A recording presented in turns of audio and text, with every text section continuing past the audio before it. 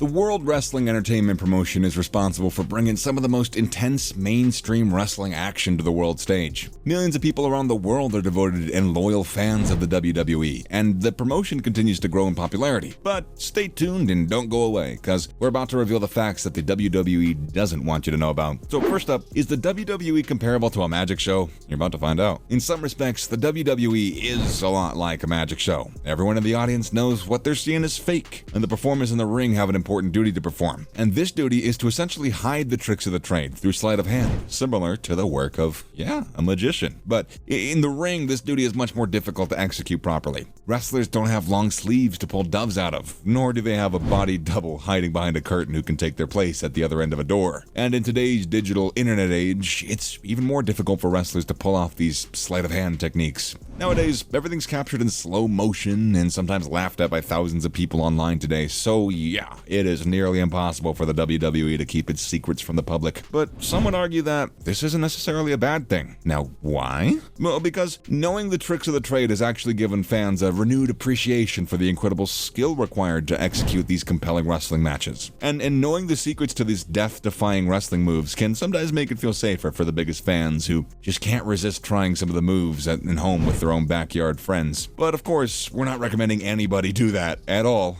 So, next up, how does a referee signal a wrestler is injured? Well, let's take a look. If you've watched enough wrestling, then you probably know that wrestling moves don't always go as planned, and can at times result in a serious injury, or in the worst of cases, death. This next WWE secret is actually a very important part of the business. Whenever a wrestler is seriously injured in the line of laying a smackdown, the wrestlers will sneakily squeeze the referee's hand, a secret signal of sorts that they are not acting, they are seriously hurt. The referee will then communicate the injury to the medical personnel at the back by crossing his arms and forming an X. Most fans are aware of this, but they don't realize that it's only used in the absolute most extreme of circumstances. When you see a referee do this, and EMTs are storming up alongside with a stretcher, it's clear that something went wrong. Another thing that the WWE doesn't want you to know about this is that Kane's pyro is actually a spoiler. Let's explain. So, Kane is now retired, right? But it was easy to tell when he was losing. Now, how, do you ask? Well, if you look at Big Red Machine's turnbuckle fire pyro, it went off during Kane's entrance, and the likelihood was that he would lose because he didn't have the opportunity to do it after. There were a handful of exceptions over the years, but for the most part, it was true. It even ruined some of Kane's matches for fans who figured it out. Up next, what's with all the thigh slapping? Let's get into that. We all remember how Shawn Michaels' sweet chin music was both one of the best finishing moves of all time and arguably the one secret that was perhaps the easiest for wrestling fans to figure out. Michaels would slap his thigh as he threw his leg out to make it sound as if the impact of his foot on his opponent's jaw was a lot greater than it actually was. Like most trickery, it was simple, yet super effective, especially when you see it on TV. One problem, though, that it did pose was that the chin kick screw-ups always ended up looking pretty ridiculous, since fans could hear the associated noise without seeing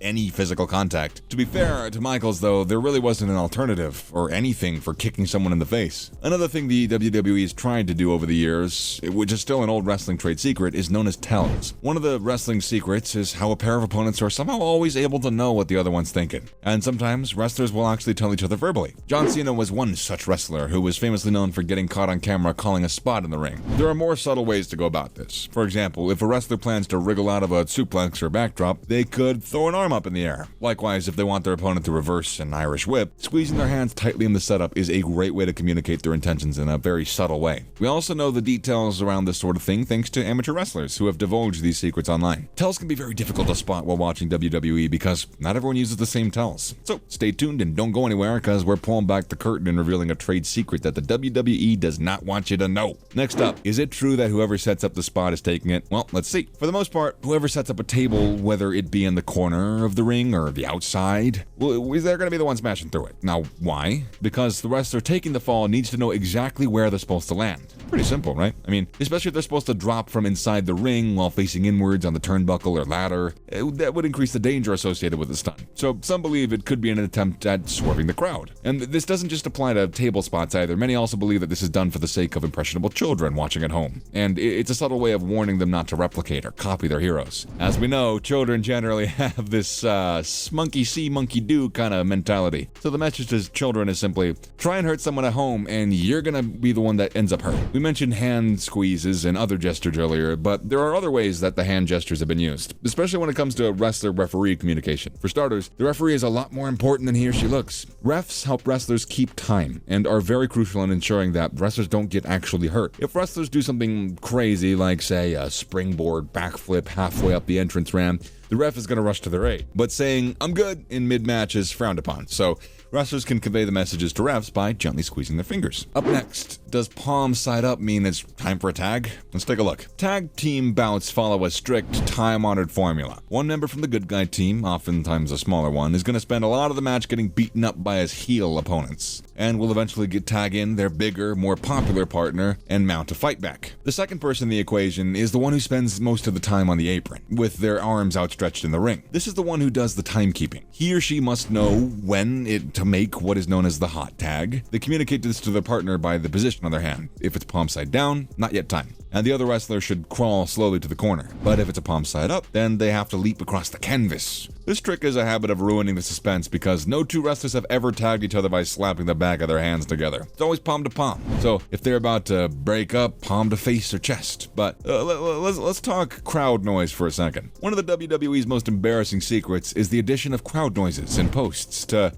basically convince viewers at home that the wrestlers are getting the desired reaction. And the WWE has been caught doing this at least once or twice. The practice is super common for TV shows filmed in front of a live audience who add in laughter in order to seem like it's, actually fun or funny. But for WWE, fake crowd noises come across as lazy and kind of desperate. Finally, what on earth is blading? The next wrestling secret is a challenging one to pull off, and it takes incredible skill. We're talking about wrestlers who deliberately draw blood from their foreheads. They gotta be very precise with the incision in order to avoid serious injury and possible scarring. Most will pull it off while rolling around the floor or after a chair shot. However, due to ever-changing health and safety regs, blading is now a very rare occurrence in WWE, and when you think about it, kind of unnecessary. It does add an element of drama to the match, but there are other more reliable ways of achieving the exact same effect, and none of them involve wrestlers actually needing to, penetrate their skin. Referees have even been caught placing shiny metal objects in the palm of wrestlers as they lay down on the mat. And that's a wrap up for today's video. Thank you for watching.